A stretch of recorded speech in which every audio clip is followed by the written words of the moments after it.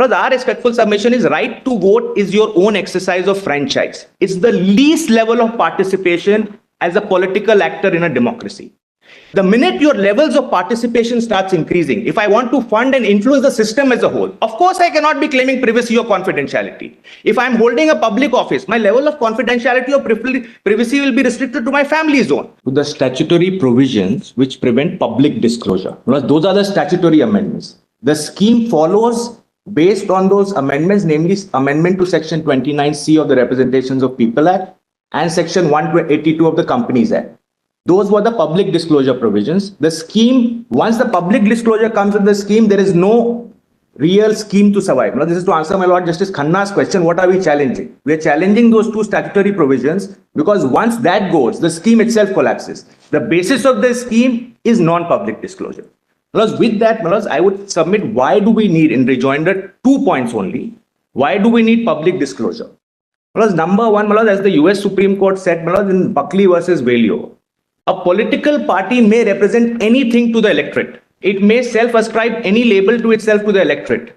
But one of the best ways of determining what the party is about is where or who it is going to be most responsive to is where it gets its funds from. If that aspect itself is removed from the public domain, so a party can say X, take the money from Y or other interests, and the public has no way of knowing. So public information is necessary for voter to form its view into voting. That is a substantive right to vote, is an informed right to vote. And therefore that information as to who has given you money to, so that the voter can match what you are saying. Are you taking money? Are you a green party? You're claiming to be a green party, but taking money from oil interest. There are n number of examples. So that is one interest which is necessary. Second, the question fell from the court yesterday to the government that how will you prevent quid pro quo? Quid pro quo has been used by both sides very broadly. Let me just try and bifurcate it. One would be policy influence or policy capture, strictly not corruption. Second will be legislative influence or legislative capture, strictly not corruption either. The final stage would be corruption or bribery. The only, in my respectful submission, the only constitutional safeguard against preventing quid pro quo is in fact public disclosure. And one constitutional court in South Africa, I just want to place 2 paras. In rejoinder, normally I wouldn't place paras of a judgment. Only 2 paras because exact same situation arose in South Africa. And the Constitutional Court of South Africa has said that the only way to ensure that these other things, nothing can be removed in a polity, is a complex space. Surely we can't expect a perfect world. But from areas or zones of influence to movement to zone of corruption, that can be prevented by public disclosure. Your Lordships will just have page 6654. So my respectful submission is public disclosure is the real check. Public disclosure is the real check. And therefore, from all the kind of things which happen in politics, from that to moving into the zone of corruption. And in a democracy, it's the public which tests the party every day. Plus, effectively, that is the biggest check. Plus, finally, an argument on confidentiality was made. A certain formulation of that was made on privacy. Plus, and a comparison was made to right to vote is a secret right to vote. And therefore, this by extension, you should have a secret right to fund. In effect, if I understood, that was the formulation. Our respectful submission is right to vote is your own exercise of franchise. It's the least level of participation as a political actor in a democracy. The minute your levels of participation starts increasing, if I want to fund and influence the system as a whole, of course I cannot be claiming privacy or confidentiality. If I'm holding a public office, my level of confidentiality or privacy will be restricted to my family zone. So this privacy, even in respect, of course, corporations don't have a right to privacy. It's Article 21 right, flows from right to life. So that is out. But even assuming natural persons who may be donating, their right to privacy can certainly, or right to confidentiality, whichever way we frame it, cannot extend to an area where they will now impact the entire political system and seek to do so secretly as a matter of right. Of course, it cannot be. So as we go up the system, in terms of our political influence, the proportionality doctrine will ensure that your ability to assert confidentiality or privacy as a right is reduced. Parties which were getting 70 to 75% of their political disclosed contributions from check, bank, RTGS, that's the disclosed white channels, are now getting 20%, 15%. The electoral anonymous scheme has taken over. at the cost of white channel. So my submission for your lordship consideration is this. It's not to attack the black money. It's actually to attack the white disclosed channel. And that's the actual impact as well of the scheme. And Mulaz, I'll just place the data and then Mulaz, I'll go to my next point. Mulaz, what we have done, we did an exercise. What we have done, Mulaz, at 29C, every party gives a contribution report above 20,000. Above 20,000 they're required to. Mulaz, we collated the last 10 years from 2013 onwards, all the reports.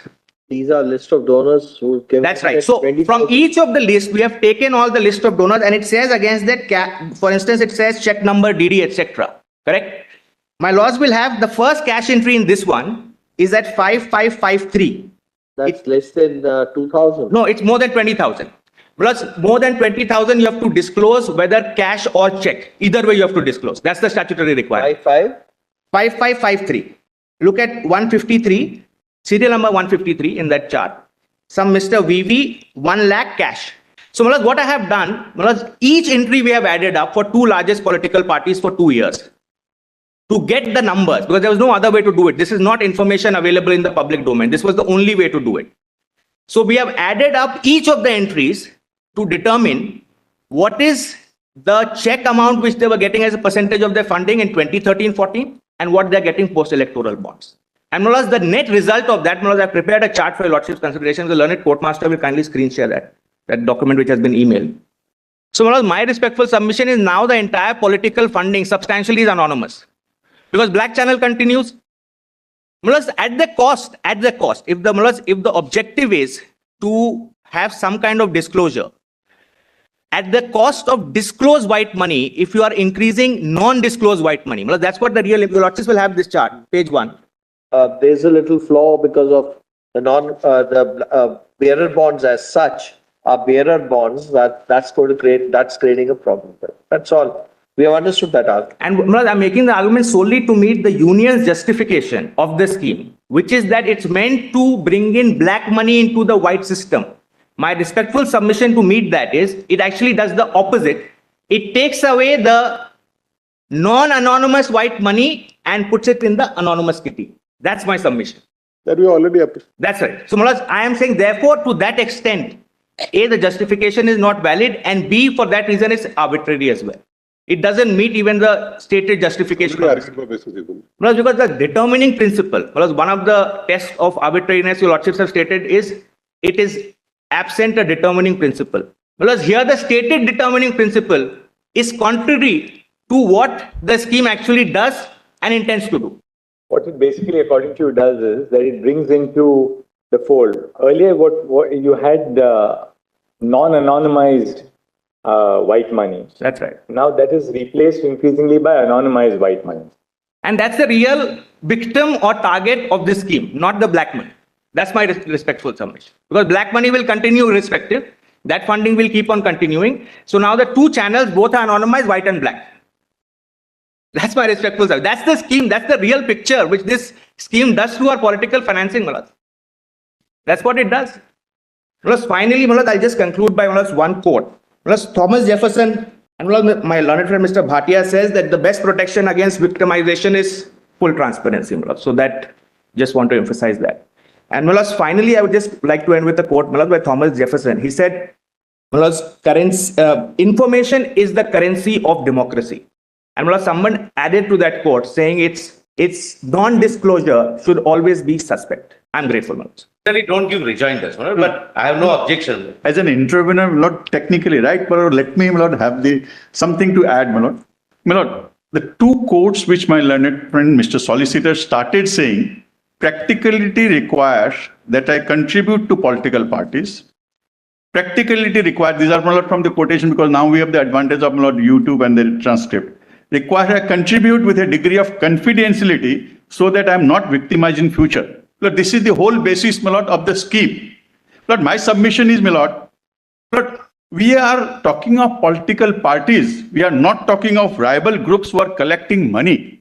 And the political parties fight election on the basis of their development activities, maybe on freebies, maybe on caste census, but not, my Lord, that we will victimize a political person, a person who does not pay us, at least who is paying someone else more. Lord, the whole foundation is, my Lord, there is a confidentiality, otherwise there will be victimization. Lord, with great amount of respect, my Lord, nobody is coming forward to say, my Lord, the rival group will be victimized. The government is trying to justify it, my Lord, with this contribution, with confidentiality. And the other justification is, my Lord, my learned friend has some difficulty in using the opaqueness or, my Lord, the anonymity. He said confidentiality. Very well, my Lord. Confidentiality of 100 or 1,000 corporate houses, would it, my Lord, override the right of information of 140 people of this country, my Lord? That is already argued. No, my Lord, what they said, my Lord, yes, the confidentiality is the key, is the required. Confidentiality of 100 or 1,000 corporate houses is required. But, my Lord, my submission is right of the citizens would override, my Lord, overweigh the right of the donors. How can you say, my Lord, the 140 crores people's right, I will not take into account. I'll take into account the right of the 1,000, my Lord, or 100, my Lord, or 5,000 corporate houses. Thirdly, my Lord, the black money Mr. Sibbal has given, Lord, I will give in a chart, my Lord, of the RBI guide, my Lord, from the RBI source. The amount of money was, my Lord, in 18 lakh crore cash in 17-18 when the scheme was introduced, and today 22-23 it is 33 lakh crores. My Lord, the details are given with the page numbers with a tabulated form in a chart to the court master. My Lord, Lordship would, my Lord, just take into account, if your Lordship to take that, my Lord, the black money has not gone or cash money has not gone. Fourth, my Lord, my learned friend Mr. Mehta said that what will happen is pre-2017 era. And he gave the figures from 2004 to 2014-15, where, my Lord, he did not name, the BJP got 65% from undisclosed source. Presently also, my chart at page 59 says in my written submission, 65% is from undisclosed source, presented by them. The same amount of undisclosed source remains, my Lord, even with this scheme. And finally, my Lord, as a citizen, I must say, my Lord, that my learned friend Mr. Mehta said this was the best solution we found. As a citizen, my Lord, the best solution would be no cash donation. My learned friend says digitization has gone in our country 9 times more than Europe and US together, 5 times more than China. Let there be no cash transactions, my Lord. It will stop. Everybody would know it. Thank you, Mr. I'm extremely grateful to your Lordship, Lord, and it's Yes, very Mr. difficult for Pasha. me.